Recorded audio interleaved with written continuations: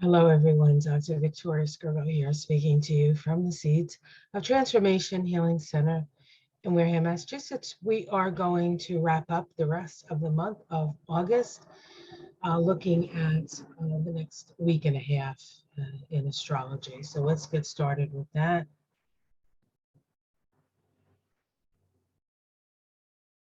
Alrighty. And,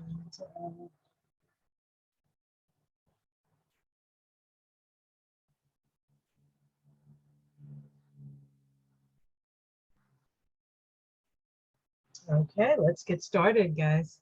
So I have here the fourth week and the fifth week. Fourth week, August 21st to the 27th, and then the last couple of days of August for week 5. And if you notice next to these, I have some sort of wheat plants growing up. We do have the sun moving into Virgo this week. So Virgo is a sign of reaping. And so there is a lot of energy of reaping, both agriculturally and astrologically this week. So let's get started and see what that means. So we start with today. Today is August 21st.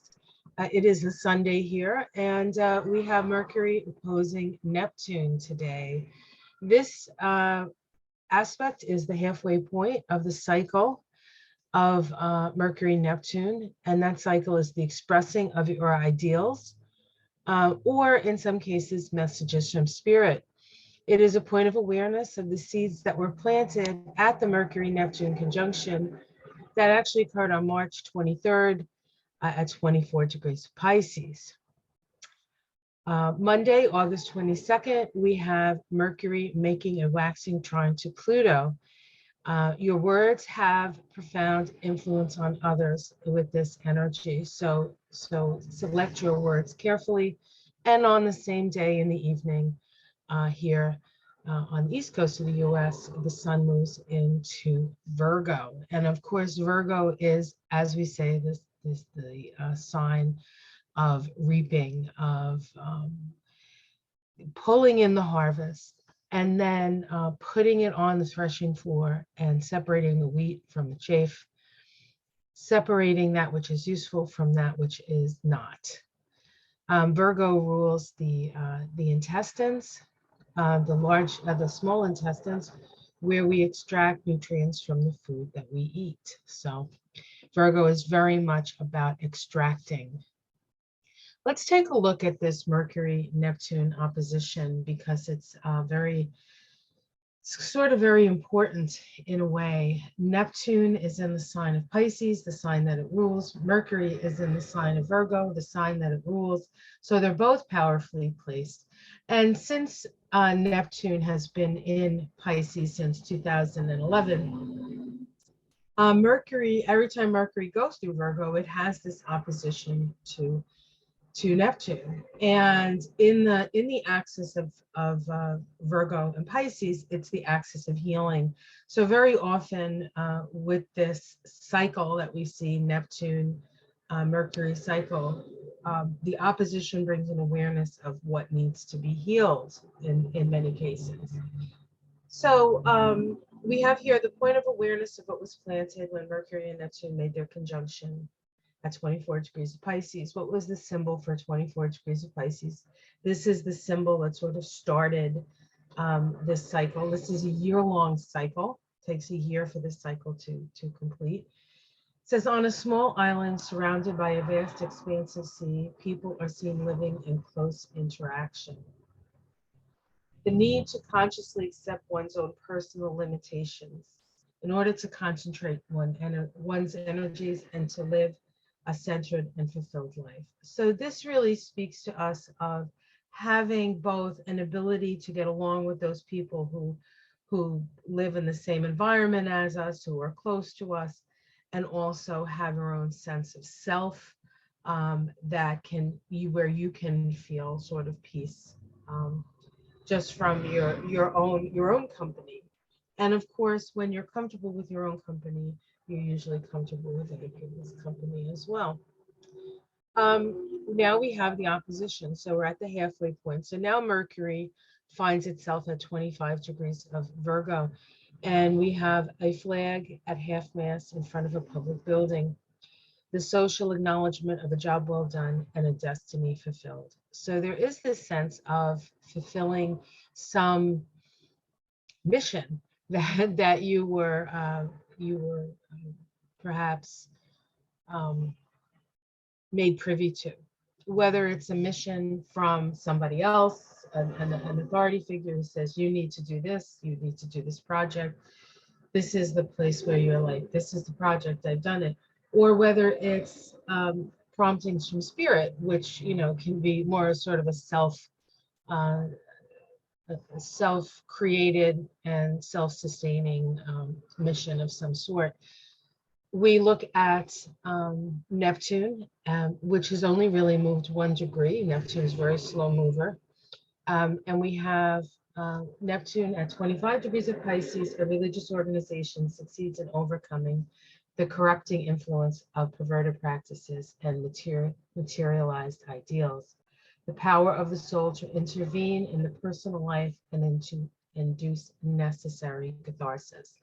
This really is, you know, the plans of mice and men kind of idea, where we have a plan, we have something that we think we're going to do, and spirit comes in and changes the focus, perhaps, and we're doing what needs to be done sometimes instead of what we want to do. But this opposition does bring a certain amount of awareness of otherworldly things while also keeping in mind reality. Virgo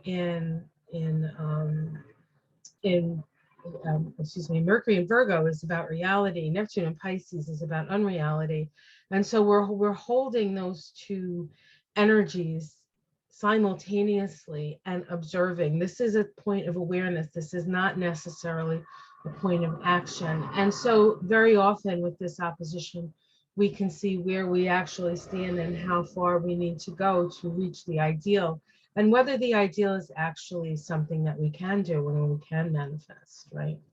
Or perhaps we've been deluding ourselves all this while, and that's also something that can come up with this aspect. We can find where we've been deluding ourselves over a situation, and depending on where Pisces and Virgo falls in your chart will determine what area of life that you may be deluding yourself in. So that you would have to know your own chart for that, and where the 25th degree of those signs fall. So we also have the next day, August 22nd, which is a 36-9 vibration day, 10 of Wands. We have Mercury making a waning trine to Pluto at 27 degrees of Virgo Capricorn. The waning trine is the Sagittarius side trine. And so we have learned a lot. This is lessons to be learned from the soul, Pluto. This is a trine of understanding. This was seeded back when Mercury and Pluto made a conjunction. But in point of fact, Mercury and Pluto made 3 conjunctions because when Mercury was in Capricorn, it had a retrograde cycle. So the first one occurred on the 30th of December, 2021. That day vibrated to a 4711, which in the tarot is the 7 of Cups. And that occurred at 26 degrees of Capricorn, a nature spirit dancing in the iridescent mist of a waterfall. The keynote here is the ability to perceive the hidden and creative spirit of the natural phenomenon. So this is really about connecting with nature and our for some people, unknown connection to nature, but we are of earth and we are of spirit. And so it's important that we connect to both our earthly experience as well as our spiritual experience, right? The second conjunction, and this occurred when Mercury was retrograde, occurred on the 28th of January 2022, that day vibrated to a 35/8, which is the Nine of Wands. So we have the Seven of Cups, illusion, delusion, the Nine of Wands, standing firm, right? The vigilant warrior at 27 degrees of Capricorn. The Sabian symbol for 27 degrees of Capricorn was pilgrims climbing the steps leading to a mountain shrine. The ascent of the individualized consciousness to the highest realizations reached by the spiritual leaders of its culture. So this conjunction connected us to the level of spiritual enlightenment that the um, the most enlightened, perhaps, or the ones who seek the most enlightenment, had to have to offer. Okay, so this is us sort of connecting with our own enlightened spirit, and then, excuse me. Sorry, it's a little noisy here. It's the summertime, and all the motorcycles come out, and this, unfortunately, is right by the window. So apologies for the noise, the background noise. The third one occurred on the 11th of February 2022. That vibrated to a 19-1 vibration. That is the sun card. That is illumination. And it occurred at 28 degrees of Capricorn. The saving symbol for 28 degrees of Capricorn is a large aviary, with the keynote being the enjoyment of the spiritual values of the soul, able to familiarize itself with their implications. This is about many, many different people with many, many different belief systems and many levels of consciousness, all sort of living in the same aviary, in the same place. So an appreciation of the difference, and what is that, unity in diversity, that kind of thing, that we are very diverse, we're very different, but there is something that holds us together, and that is our journey here together on planet Earth. So those are the three conjunctions that sort of seeded the understanding that we get at this point. And if we look at where Mercury is now. Mercury is at 27 degrees of Virgo. And we know what 27 degrees of Capricorn is because the last, was it the second conjunction occurred at that degree. It says a group of aristocratic ladies meet ceremonially at a court function. The ability to carry on revered traditions in order to perpetuate cultural standards of excellence. So this symbol intimates a bit, I think, that while we can be illuminated in ways we haven't been illuminated before, we still sort of have to go by the sort of social book in order for our words to come out, for our words to be heard. And so while we may have some very illuminated and illuminating ideas, we do have to take into consideration, I think, that we have to say it in such a way that it can be heard, and not in necessarily an accusatory way, not how stupid can you be, you don't see this kind of way, but in a way that's sort of socially acceptable. And ultimately, if we really want to change the world, we have to meet the world where it's at. And I think that this is what this is saying. But of course, the world is way further along than it used to be. So that's good news.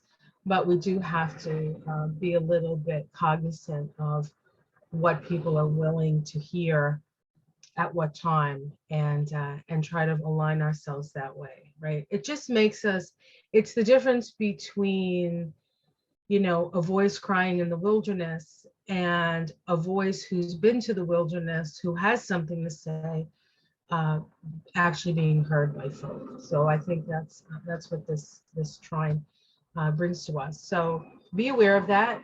Be aware of that as you share what you know, and share your experiences, and share your realizations, and share the messages of your soul. Because when Mercury and Pluto come together, it is an expression of the world soul, really. Expression of the world soul. Okay. So we also have on the same day, the 22nd, the sun moving into Virgo.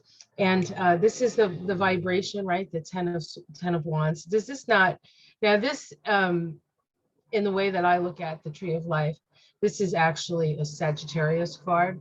It's the last decan of Sagittarius. But if this isn't like a Virgo thing, like the Virgo saying to the Sag, hey, why don't you reorganize all those tasks that you're carrying that are preventing you from seeing what you need to see. So one of the things that Virgo helps us to do is it helps us to discern what is useful and what is not. And I think the way out of this conundrum of the 10 of wands is very often a reorganization and letting go of the things that don't really matter and sticking to the things that are going to make the biggest difference. And so I think that this time in Virgo it's sort of doubled down on that energy, right? So the sun in the mutable sign of Virgo, Virgo the problem solver. First degree of Virgo says, in a portrait, the significant figures of a man's head are artistically emphasized. The capacity to picture oneself clearly, the salient features, and the overall meaning of any life situation. So this is an ability to, in a way, see what is obvious, what obviously needs to be worked upon. The key word here is discrimination, and I want to read this because I think this is useful. This is from Dane Rudger's book, An Astrological Mandala, which, as you can see, is well loved and held together by tape. The key word here is discrimination. Implied in discrimination is both analysis and intuition. Now, analysis would be Virgo, intuition would be Sag, right? We talked about that in the symbology of the card. The mind separates and identifies, and unfortunately, often exaggerates what makes a person or a situation different from another. But the intuitive responses of the whole person to what confronts him or her is also essential. For what matters is not only my or your difference, but the place and function this difference occupies in the organic pattern of evolution, humanity as a whole. So this speaks to the need for both analysis and intuition. Analysis and intuition. Mercury, the ruler of Virgo at this time, is at 27 degrees of Virgo, a group of aristocratic ladies meeting ceremonially at a court function. The key word here is refinement. So we have that 27 degree of Virgo, of course, being activated because it's almost the same day, right? As the, or it is the same day as the last aspect. Okay. So August 24th, Uranus stations retrograde at 19 degrees of Taurus when these transpersonal planets change direction. And they don't really change direction. It's just from our perspective on Earth. It's sort of like a visual Doppler thing. And so, but because it's sort of standing in the same place in the sky, it's sort of sitting there for about 7 days or so. It creates a lot of energy. It holds a lot of energy. And when the shift happens, when the actual movement changes or the apparent movement changes, that's when things like kick in. And when you're dealing with Uranus, especially, it can be very explosive. So there can be some sort of explosive change because of this. You will also see this when Pluto changes direction, and sometimes when Neptune changes direction, although Neptune tends to be much subtler, unless of course it's a tidal wave, then that's nothing subtle about that, right? Everything just goes all of a sudden you're underwater, right? But in this case with Uranus, just be extra careful out there because this can be a fraught time. Uranus is an agent of chaos, right? And it occurs at 19 degrees of Taurus, which we'll look at the Sabian symbol for that. It's going to be very familiar to you. On the 25th of August, we have Mercury's ingress into Libra. Mercury leaves the sign of its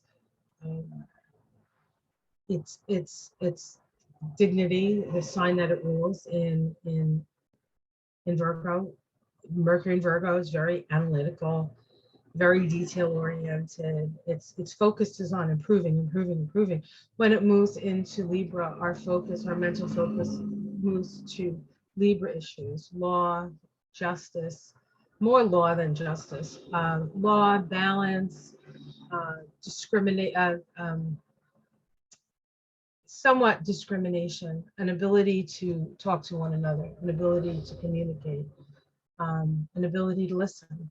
When Mercury is in Libra, it's very important that we listen. I had a grandmother who was just amazing, my grandmother Josephine, and she would often say, um, if you listen more than you speak, you'll learn a whole lot more.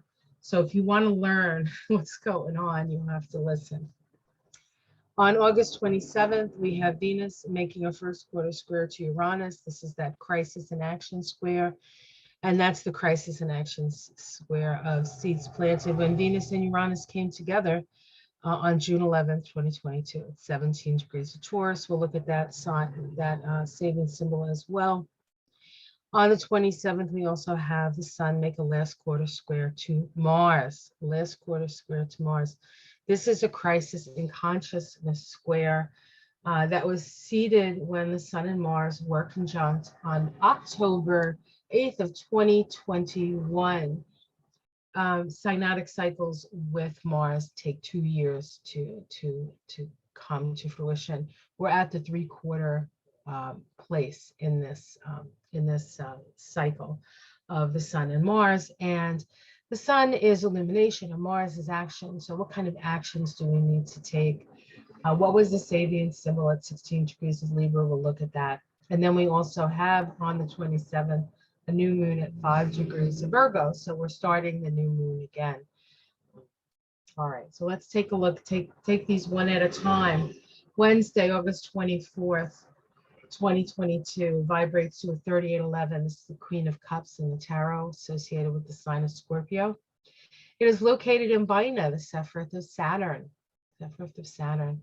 Binah is the Sephiroth of the divine feminine. And we have Uranus stationing retrograde at 19 degrees of Taurus. This will sound familiar to you because Uranus has been sitting at 19 degrees of Taurus for a long time now. A new continent rising out of the ocean. The surge of new potentiality after a crisis. And the key word here is spontaneity. Spontaneity. We also have on Thursday, the 25th, which is a 39.3 vibration. That is the Knight of Cups, located in Sephiroth. That is the Sephiroth of the sun. We have Mercury's ingress into Libra. The first degree of Libra, a collection of perfect specimens of many biological forms. A butterfly displays the beauty of its wings, its body impaled by a fine dart. The immortal archetypical reality that a perfect and dedicated life reveals. That first degree of Libra is a point of balance. It is a point of perfection, but then everything continues to move. So there's an ideal of perfection, and perhaps for a moment you can reach that ideal of perfection, but it's always going to be fleeting. And so is the nature of this sort of back and forth of Libra.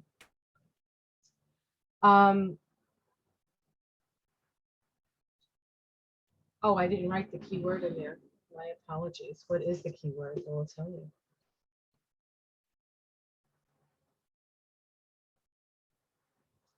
The keyword for this is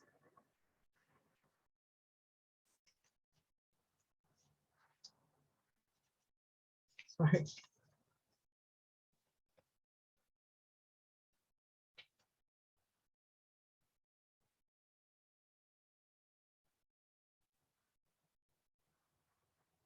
No wonder I couldn't find the keyword.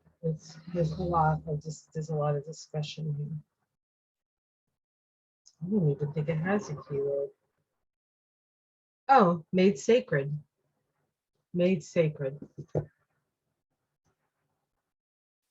And of course, I like to look at the sign that the planet that rules that particular sign. In this case, we're dealing with Libra, so we have to look to Venus.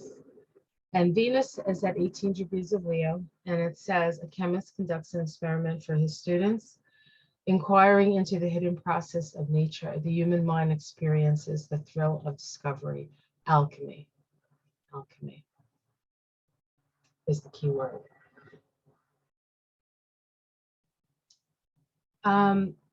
We also have Venus making her first quarter square to Uranus. Now, because the, let's see, because, let me go back here, just 1 second. Because Mercury just ingressed into Libra, right? And the ruler of Libra is Venus, and Venus influences this Mercury's ingress into Libra in that way. We also have now a square between Uranus and Venus. So while we look to this Mercury in Libra energy, we look to Venus, we have to also take into consideration its relationship to the other planets that happen to be happening. And of course, we can see we have a square to, we have Venus square Uranus here, but it's all part of this grand cross that has been in the sky now as planets have been going through Leo. And it's sort of like X marks the spot, right? Like we're being held down to a certain extent, where we need to look at that point where the cross meets, the difference between the future, the past, what are our values, what are our needs, where are we going to go from here, right? Now, Venus squaring the nodes here, the resolution node is the north node. And so it's about moving in the direction of our values. Saturn, the resolution node for Saturn square the nodes, which has been going on for months and months and months and months now, is to look to the past and to see how our need for control, our need for our obsessive compulsive desires have what needs to be let go around those issues, right? So we have all that happening as well. So if we look at this particular synodic cycle, which began on, let's see, what day is that? June 11th of 2022. So what would that have been? That's a 6, that's a 17, 7, 23, 5 vibration, I believe, which is the King of Swords. It says here, the initial conjunction occurred at 17 degrees of Taurus, a symbolic battle between swords and torches, refusing to depend upon the past. A seeker turns warrior, fighting anew the eternal great war, the great war. And the great war is the war of the ego. You know, the wands or the torches is spirit, and the sword is the our mental body and our mental experience. And they can be at odds with each other because sometimes we have to change our mind about things in order for spirit to come in. And sometimes we are too full of spirit and we don't see things reasonably or realistically in such a way that we can actually function in a world where we have to have our minds about us, right? So this is a battle that we fight. Now we have the first quarter square, and Venus is at 19 degrees of Leo. It says a houseboat party, the enjoyment of temporary freedom from rigidity of social behavior. Well, that's nice. We're in a houseboat party. But it's squaring Uranus in Taurus, of course, the new continent rising out of the ocean. I often wonder what will happen to that houseboat. How close is that houseboat to that new continent rising out of the ocean? So I think that while we're having a good time, perhaps on the houseboat, we do have to take into consideration that the actual environment that the houseboat sits in is being disrupted by something new coming out of it. And water always is symbolic of our consciousness. So it's like, well, you know, the things that we were able to have fun doing those things, as our consciousness rises, as we have new experience, that too will probably change. Okay. And then we have the new moon in Virgo, right, on Saturday the 27th. Very busy day that on 27th of August. And the new moon is at 5 degrees of Virgo. We can see here on the right, we have the new moon, 5 degrees of Virgo. This is the United States chart, so apologies for anybody who lives anywhere else. And we look at, we're going to look at Mercury, right? Because Mercury is the ruler of Virgo, and we have Mercury, that second degree of Libra. And so we're talking about like this need to listen, this need to come to some sort of balance point, right? Balance. Decisions need to be made, right? So the new moon in Virgo, a man becomes aware of nature spirits and normally unseen spiritual agencies. The opening of new levels of consciousness. We have more and more, and you'll notice that a lot of these symbols talk about this new level of consciousness. Let me tell you, not all the symbols talk about this. I mean, there are 360 symbols. We seem to be hitting on all of these new consciousness raising symbols, interestingly enough. And so we know that we're in a new phase of our understanding of life and our understanding of our life purpose and our understanding of what we are here to both do and witness, because we are all here to bear witness to this at this time. We should be honored, even though it doesn't quite feel that way sometimes. So Mercury, the ruler of Virgo, is at 2 degrees of Libra. So we look to see how that influences things. And it says the transmutation of the fruits of past experiences into seed realizations of the forever creative spirit, the repolarization of inner energies, leading to creative centralization of consciousness. So this really is in the theme of Virgo, right? You know, separating the wheat from the chaff, what serves you and what doesn't serve you. And this new moon gives us an opportunity. Now, wherever 5 degrees of Virgo falls in your chart, it's going to indicate where there is an opening to new levels of consciousness, right?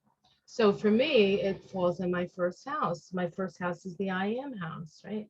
And so new levels of consciousness of who I am, of perhaps who I am here to be, or I'm here to what am I here to put out into the world? Because that first house is sort of like, I'm here, right? So, but wherever 5 degrees of Virgo falls in your chart is where this new level of consciousness is starting to sort of come up and come out and discern about. Okay. We also have the sun making a last quarter square to Mars on this day. And the sun Mars started back in 2021 when they were together at 16 degrees of Libra. After a storm, a boat landing stands in need of reconstruction. The need to keep in operation steady links between the vast unconscious and the ego consciousness. Now we have come to the 3/4 mark of this cycle, which is the point of reorientation. So the fact that Mars and the sun conjoined in Libra illuminated our need to relate in a different way. And now we're 3/4 of the way through this cycle. And how has that worked for us, right? Now it's time to reorient ourselves, The sun is at 5 degrees of Virgo and Mars is at 5 degrees of Gemini. Of course, we know the symbol for 5 degrees of Virgo, a man becoming aware of nature spirits and normally unseen spiritual energies. And the 5 degrees of Gemini, a revolutionary magazine asking for action, the explosive tendency of repressed feelings and root emotions. I want to say that this is a call to connecting with the spirit of nature and with the unseen forces of nature. The mind isn't our only tool, but our imagination is as well. And it's the imagination that helps us to connect to the nature spirits, to the natural world, to the feminine, to the divine feminine. It's our imagination that helps us do that. And it's our reason and our logic that helps us to put it in a way in which we can actually manifest what we want to manifest. So we need both parts of ourselves. One isn't better than the other. And let's look at the last week of August. And I have here a little beehive to remind us that together, these are things that we can work on together and need to work on together. We have to stop working against each other, and we have to start working with each other. And that is going to be what gets us through. And Mother Nature will pound that into us until we finally say, Uncle, I don't care who you voted for, my neighbor needs help. So we have Venus making an opposition to Saturn on the 28th. This is the halfway point of the Venus-Saturn cycle. It's a point of awareness and a harvest of the seeds planted when Venus and Saturn conjoined on the 28th of March, 2022 at 22 degrees of Aquarius. We will look at that more deeply. On August 30th, we have the Sun making in conjunct to Jupiter. That I believe is a Monday. Let me just take a look here. I didn't put the days down. That is a Tuesday. Be careful not to take on too much at this time. There is a tendency to overestimate your abilities and to underestimate the amount of work it will take. So be careful when you volunteer or decide you're going to do something. Make sure it's something that is manageable, because the Sun and Jupiter tend to be both maybe overly optimistic and a tad arrogant. I can do that. And then you get out there and you're like, shit, I can't do this. So just be discerning about what you decide to take on that day. And then on August 31st, we have Venus in conjunct Neptune. This is really a difficulty in discerning what is real from what is imagined, or what is the imagined ideal. So it is going to be a process. Not everything that we think we see is what we see. But again, it is a process, and with the Sun in Virgo for a month, we'll have plenty of time to on the threshing floor, as it were. And we're going to look at this synodic cycle to wrap this up. So we have Venus making an opposition to Saturn. Venus is often the planet of relationship and fun and what we value and really what makes us happy. And Saturn tends to be the taskmaster, and Saturn tends to hold things back for us. And so this day can feel a little bit like, can't I have any fun in my life? And for those of you who might have this aspect in your chart, you probably ask yourself that a lot as well. The initial conjunction of this occurred at 22 degrees of Aquarius. It says a rug placed on the floor of a nursery to allow children to play in comfort and warmth. The warmth and understanding which comes to those who early in life are opened up to new possibilities. So this is really this symbol that started this Venus-Saturn cycle was calling for the need for us to be kinder to each other, and certainly to be better to our children. And since that occurred, there's been well, I don't know how good we are to our children, but at least as a country, I mean, individually, I think we're probably all pretty good to our children. So we look at this opposition to Saturn. We have Venus at 21 degrees of Leo and Saturn at 21 degrees of Aquarius. And we can see that this is making that grand square. So we're still dealing with our values. We're still dealing with our values here, and our feelings and our emotions. So we have Saturn at 21 degrees of Aquarius. A disappointed and disillusioned woman courageously faces a seemingly empty life. The capacity to meet emotionally upsetting experiences in human relationships with strength of character and personal integrity. And then we have Venus at 21 degrees of Leo, intoxicated chickens, dizzy, flapping their wings, trying to fly. The often negative and at times ludicrous first experience with spiritual teachings. And so this symbol to end the month is quite interesting. We have a chicken, an intoxicated chicken, and a disillusioned woman. Don't lose hope. Don't lose faith, guys. We are we are moving in the right direction, even though sometimes it doesn't seem that way. But we are moving in the right direction. We are moving, the feminine is rising, as I say, almost every month. And it's been a very interesting month, has it not? Remember, this month was a 14-5 month when you add the month and the year together. And this month was a spiritual initiation.